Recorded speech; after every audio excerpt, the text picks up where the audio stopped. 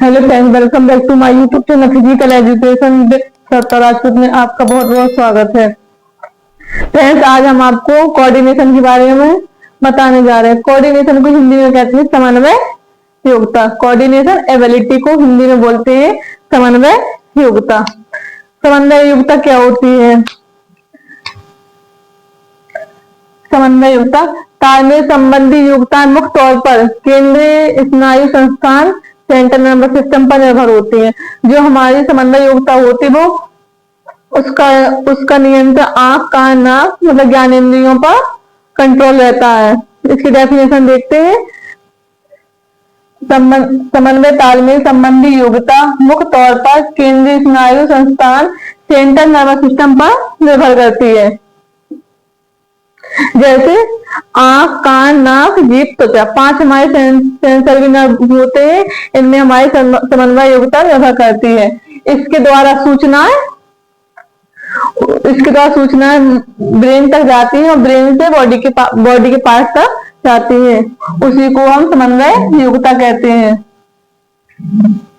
जो आंख, कान, नाक से जो हमें कोऑर्डिनेशन मतलब समन्वय मिलता है वो हमारा ब्रेन तक जाता है।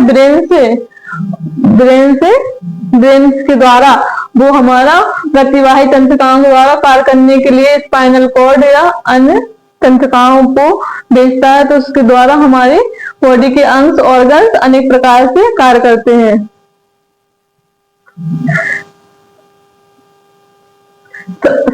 संवेदी तंत्रिकाएं सेंसरी नर्व, जो कोऑर्डिनेशन होता है वो हमारे पूर्ण रूप से तंत्रिका तंत्र पर आदेश होता है। इसमें 2 प्रकार के नर्व होते हैं, सेंसरी नर्व एवं गतिवाही नर्व। कोऑर्डिनेशन पूर्ण रूप से तंत्रिका ब्रेन पर निर्भर करता है। इसमें 2 प्रकार के नर्व होते हैं, सेंसरी नर्व एवं मोटर नर्व। सेंसरी नर्व को बोलते हैं संवेदी तंत्रिकाएं। संवेदी तंत्रिकाएं क्या होती हैं? संवेदी तंत्रिकाएं इंग्लिश में सेंसरी नर्व या अफरेंट नर्व बोलते हैं। अफरेंट नर्व किसे कहते हैं? वे तंत्रिकाएं जो आवेगों को केंद्रीय तंत्रिका तंत्र की ओर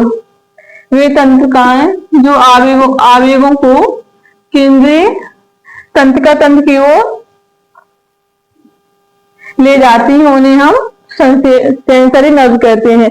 वे तंत्रिकाएं जो आवेगों मतलब इम्पल्स को केंद्रीय तंत्रिका तंत्र तक ले जाती मतलब उनको संवेदी तंत्रिकाएं कहते हैं। जैसे बॉडी से कोई भी सूचना है ब्रेन तक ले जाना, बॉडी के पार्ट से जो सूचना है हम ब्रेन तक ले जाते हैं, उसे हम संवेदी तंत्रिकाएं या अफरेंट नर्व बोलते हैं। उसे हम अफरेंट नर्व संवेदी तंत्रिकाएं बोलते हैं। मोटर नर्व क्या होते हैं? मोटर नर्व को हिंदी में बोलते हैं गतिवाही तंत्रिकाएं या इफरेंट नर्व।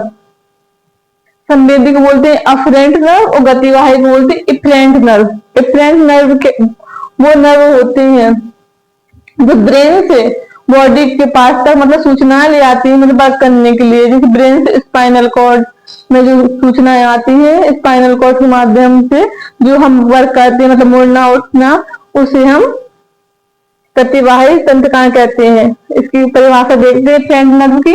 वे तंत्रिकाएं जो बाहर की ओर ले जाती हैं, वे तंत्रिकाएं जो आवेगों को ब्रेन से बाहर की ओर ले जाते हैं,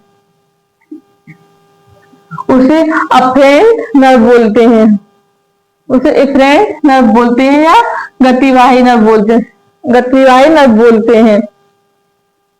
तो इसके बाद आता है कोऑर्डिनेशन कितने प्रकार का होता है? तो कोऑर्डिनेशन 7 प्रकार का होता है।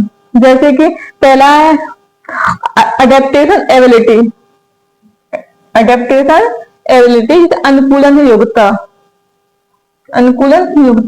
अडेप्टेशन एबिलिटी क्या होती है? हम किसी भी एनवायरनमेंट में अपने आप को अडेप्ट कर लेते हैं। किसी कार्य में किसी परिस्थिति के अनुसार अपने आप को उसमें ढाल लेना, उसमें अडेप्ट हो जाना, उसके प्रति अनुकूलन हो जाना, उसे हम अडेप्टेशन योग्यता बोलते हैं। अडेप्टेशन योग्यता किसे कहते हैं? जो किसी भी एनवायरनमेंट में अपने आप को ढाल लेना, किसी कार्य के प्रति उसमें सजग हो जाना, उसे हम अडेप्टेशन योग्यता कहते हैं। फिर दूसरा आता है बैलेंसिंग एबिलिटी मतलब संतुलन योग्यता।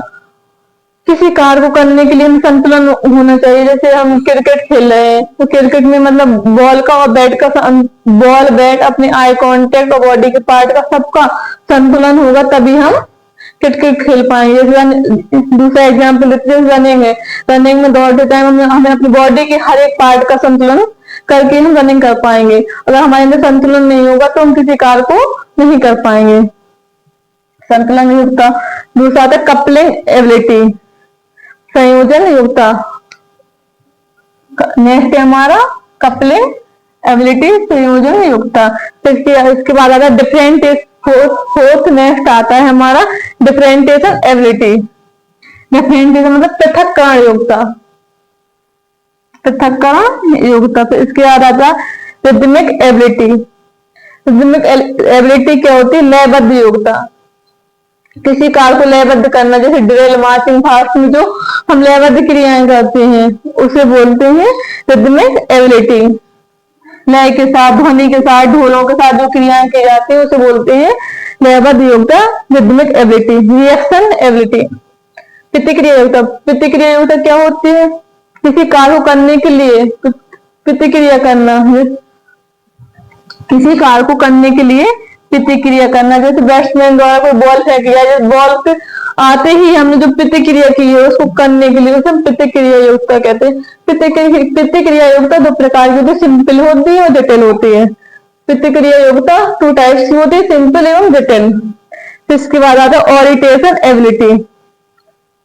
ओरिएंटेशन एबिलिटी बोलते हैं निर्धारण योग्यता। आज हमने कोऑर्डिनेशन के बारे में पढ़ा। कोऑर्डिनेशन के कितने प्रकार होते हैं? 7 प्रकार होते हैं।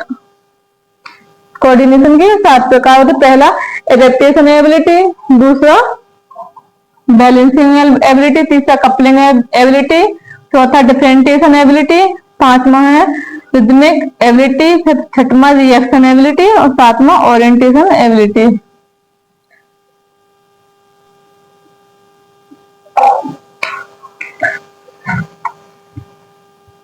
कोऑर्डिनेशन योग्यता हमारी खत्म।